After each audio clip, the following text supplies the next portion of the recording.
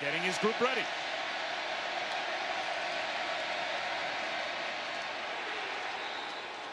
Davis Price, did he get there? It doesn't appear so. It looks like the Aggies get a stop on downs. The officials will make sure. Davis Price to get the stop on downs. Let's see. It is a stop for Texas A&M. They were able to, and that's all that you can ask out of your head coach for your players. A keeper for Mond. He's got a crease. Kellen Mond to the 40-yard line of LSU. Flag thrown.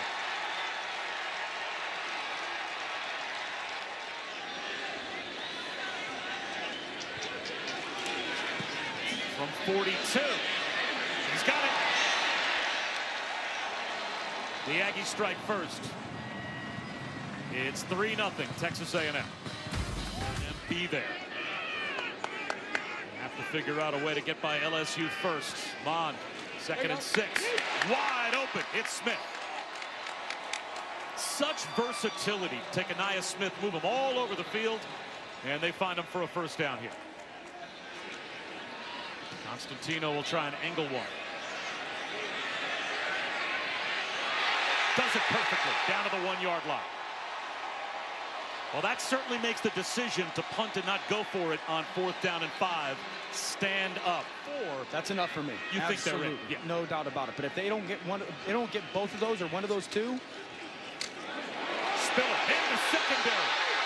Isaiah Spiller looking for the pylon with a stiff arm. Is he in? Touchdown.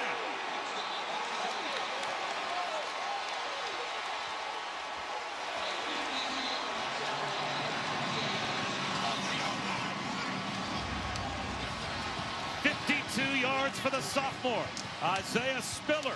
And he stretches the A&M lead. Makes a big one happen here. Now watch, you're going to arc release these guys out front. You're going to pull and lead block, which is great. But watch the center, McCullum. Freeze it.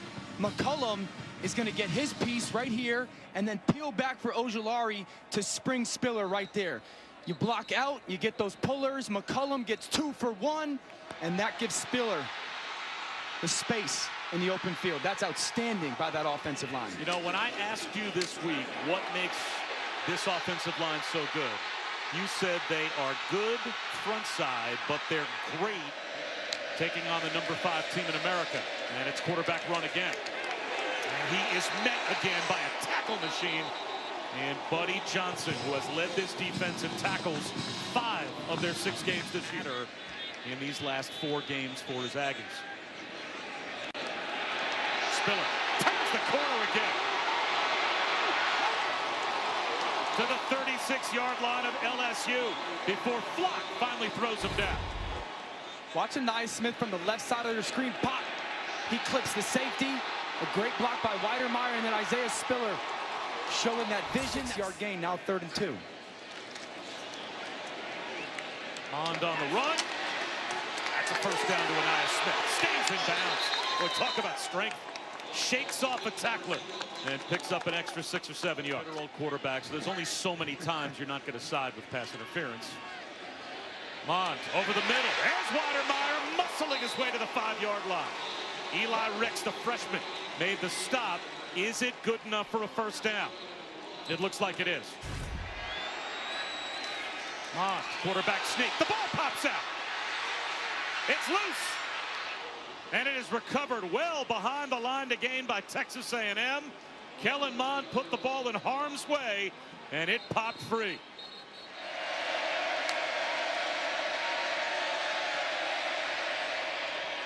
And he finds a soft spot in the zone to Terrace Marshall. And Marshall, an extra gear.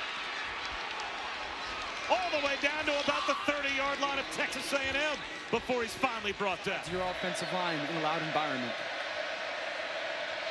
Pressure off the edge. Finley. Tipped ball on the carom. Is it intercepted? Jalen Jones. Did he get his arms underneath it? Intended for Eric Gilbert. And it is ruled a pick. One play after the touchdown pass is taken away from LSU. It's a run pass option. Finley gets pressure off his left. He's thinking one thing. Gilbert's thinking another thing. Ball's behind, tips. Equal interceptions in the SEC. Aggies ball. The board. Find your matchup, TJ Finley. Or quarterback run against a three-man defensive line. And DeMarvin Leal says, I am unblockable tonight. He has been tough. Watch Bobby Brown 5. He splits it. And then Leal falls back underneath. You mentioned it, Bob, that three-man front. That can't happen. That can't happen. Back to play uncomfortably. Line drive kick from Cade York's no good.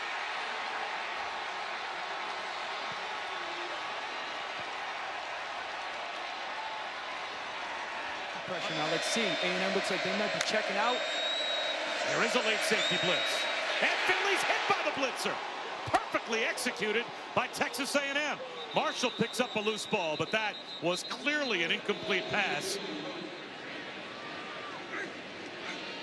They'll run it instead with Spiller. That's worked. He's got a first down. Statistically, for either team, Isaiah, obviously not that many fans. It's a lot easier to hear a fake signal. And this time Seth Small puts it right down the middle. And Texas A&M ends the first half with 3 more. They've got a 13-0 lead. When we head to the second half, LSU will start the second half with the football. Another blitz. Wobbly throw, and it's intercepted by Buddy Johnson. He's at the goal line, and he's in. A pick 6 for Texas A&M.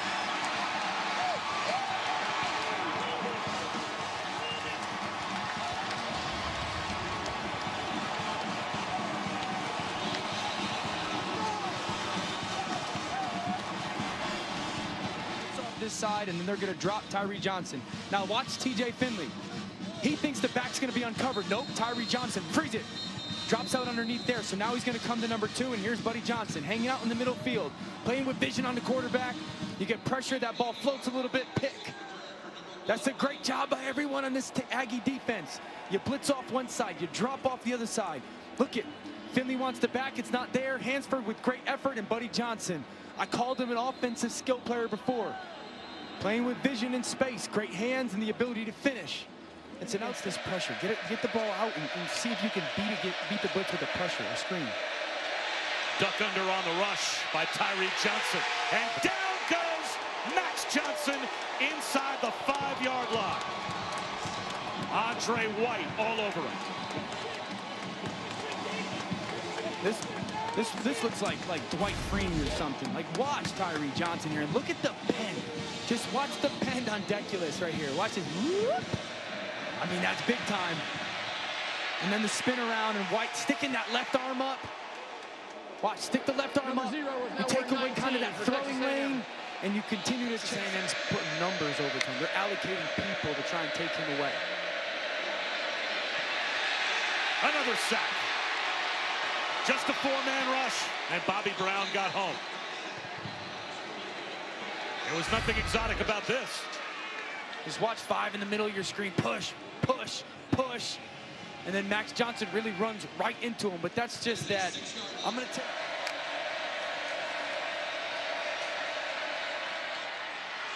And there is a touchdown pass. Exactly the target, Dan, that you thought he'd be looking for in Terrace Marshall. So Max Johnson is able to find the end zone. Is capable of running the line of scrimmage more. And I don't think the you can make that kick is secured by A&M, so they can go to victory formation with 38 seconds to go. I don't think you can make that choice without watching the game tape. We don't do it. And then the great thing for Jimbo Fisher and Texas A&M is you finally get back on the field in front of your home crowd after you got ranked 5, and you still win 20-7. And there's a gajillion, I don't want to say, there's a lot of corrections that they can make offensively. And it's great to be able to do it after a win, right? So they got to fix some things on offense, and they got to figure out some stuff, but their defense was absolutely spectacular. And they still have 3 more games to shake the rust off offensively, get that train back on the tracks before the college football playoff rankings that actually matter, are the end-all be-all, come back. And the great thing for Jimbo and A&M is they still have the offensive line. They still got Isaiah Spiller. They've still got Kellen Mond, who's got a ton of experience, right? So, again, corrections to be made, but they have the people with the capability to do it. 20-7 is your final. Texas A&M over LSU. So Jimbo Fisher's team shakes off the rust to a certain extent. Certainly on defense they did, and win by a couple of touchdowns. Chris Budden and Dan Orlovsky. I'm Bob Wischusen. Next on ESPN.